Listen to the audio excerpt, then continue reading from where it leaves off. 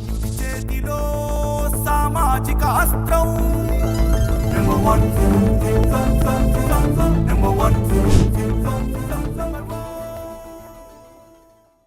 Welcome to number 1 news. This is Madhulalitha. ప్రధాని నరేంద్ర మోదీ శ్రీశైలం చేరుకున్నారు. శ్రీశైలం మల్లికార్జున స్వామి దర్శనాంతరం ఆయన పలు ప్రాజెక్టులను ప్రారంభించనున్నారు. శ్రీశైలం చేరుకున్న ప్రధానికి ముఖ్యమంత్రి చంద్రబాబు, ఉప ముఖ్యమంత్రి పవన్ కళ్యాణ్, నారా లోకేష్లు ఘన స్వాగతం పలికారు. కర్నూలులో 2,886 కోట్ల రూపాయల వ్యయంతో నిర్మించే విద్యుత్ ప్రాజెక్టులు, కర్నూలు జిల్లా ఓర్వకల్లులో 2,786 కోట్ల రూపాయల వ్యయంతో నిర్మించే పారిశ్రామిక కేంద్రం, కడప జిల్లా కొప్పర్తిలో 2,136 కోట్ల వ్యయంతో నిర్మించే పారిశ్రామిక కేంద్రం, 677 కోట్ల రూపాయల వ్యయంతో చేపడుతున్న రైల్వే ప్రాజెక్టులు, 964 కోట్ల రూపాయల వ్యయంతో చేపడుతున్న సబ్బవరం షీలానగర్ రోడ్డులకు శంకుస్థాపన చేయనున్నారు. 1,142 కోట్ల వ్యయంతో చేపట్టిన 6 రహదారి ప్రాజెక్టులకు, కృష్ణా జిల్లా నిమ్మలూరులో 362 కోట్ల వ్యయంతో చేపట్టిన రక్షణ పరికరాల ఉత్పత్తి ప్రాజెక్టుకు, చిత్తూరులో 200 కోట్ల వ్యయంతో చేపట్టిన ఇండియన్ బాట్లింగ్ ప్లాంట్లను ప్రధాని మోదీ ప్రారంభించనున్నారు. 546 కోట్ల వ్యయంతో చేపట్టి పూర్తి చేసిన రైల్వే ప్రాజెక్టులు, 1.730 కోట్ల వ్యయంతో నిర్మించిన 422 కిలోమీటర్ల శ్రీకాకుళం అంగుల్ సహజ వాయు పైప్ లైన్లను ప్రధాని నరేంద్ర మోదీ జాతికి అంకితం చేయనున్నారు.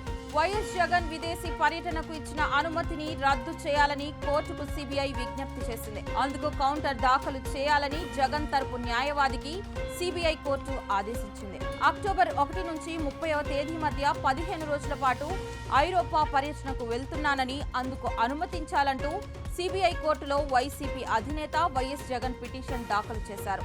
విదేశాలకు వెళ్లే ముందు తన ఫోన్ నంబర్, ఈమెయిల్ ఐడి సహా పర్యటన వివరాలను సమర్పించాలని షరతులు విధిస్తూ సిబిఐ కోర్టు అనుమతి మంజూరు చేసింది. అయితే కోర్టుకు వైఎస్ జగన్ ఇచ్చిన ఫోన్ నంబర్ ఆయనది కాదని సిబిఐ పరిశీలనలో వెల్లడైంది.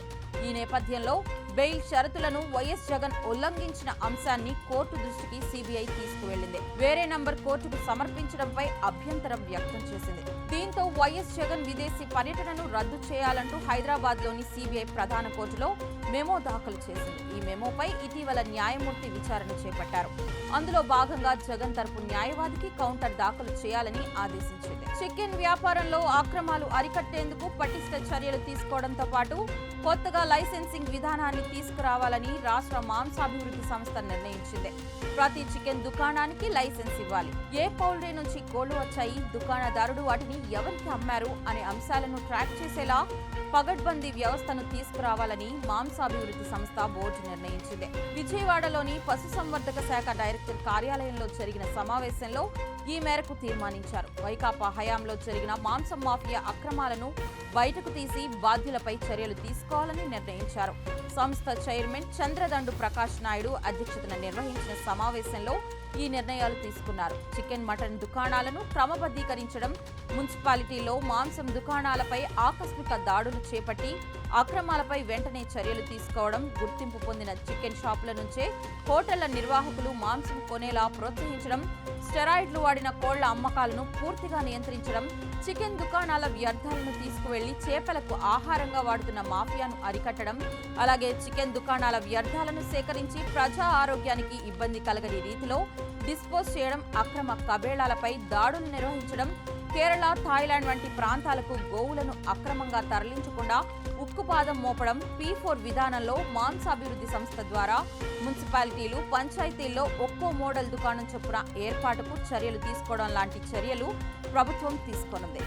గ్రామీణ ప్రాంత ప్రజలకు మెరుగైన సేవలు అందించేందుకే 4 గ్రేడ్ల విధానం తీసుకొచ్చామని ఉప ముఖ్యమంత్రి పవన్ కళ్యాణ్ అన్నారు. పంచాయతీల్లో పట్టణ స్థాయి మౌలిక సదుపాయాలు ప్రజలకు కల్పిస్తామని ఆయన తెలిపారు. పంచాయతీరాజ్ వ్యవస్థలో సంస్కరణలు చేపట్టి పంచాయతీలను 4 గ్రేడ్లుగా వర్గీకరించడంపై రాష్ట్ర పంచాయతీ కార్యదర్శుల సంఘం ప్రతినిధులు ఉప ముఖ్యమంత్రిని మంగళగిరిలోని క్యాంపు కార్యాలయంలో కలిసి కృతజ్ఞతలు తెలిపారు. వారిని ఉద్దేశించి పవన్ కళ్యాణ్ మాట్లాడారు. స్థానిక సంస్థల పాలనలో పారదర్శకత, ప్రజలకు మెరుగైన సేవలు అందించే లక్ష్యంతో సీఎం చంద్రబాబు నేతృత్వంలో కూటమి ప్రభుత్వం పలు సంస్కరణలు తీసుకొస్తోంది. క్షేత్రస్థాయిలో వీటిని అమలు చేయడంలో సిబ్బంది పాత్ర ఎంతో కీలకమన్నారు. 10,000 మంది ఉద్యోగులకు పదోన్నతులు కల్పించడంతో సంతోషంగా ఉన్నామని, మరింత ఉత్తేజంతో విధులు నిర్వహిస్తామని హామీ ఇచ్చారు. ప్రతినిధులు చేసిన పలు విజ్ఞప్తులపై పవన్ కళ్యాణ్ స్పందించారు. వాటిపై పరిశీలన చేసి తగు నిర్ణయం తీసుకుంటామని అన్నారు. ఇలాంటి మరిన్ని అప్డేట్స్ కోసం చూస్తూనే ఉండండి నంబర్ 1 న్యూస్. సామాన్యుడి చేతిలో సామాజిక అస్త్రం.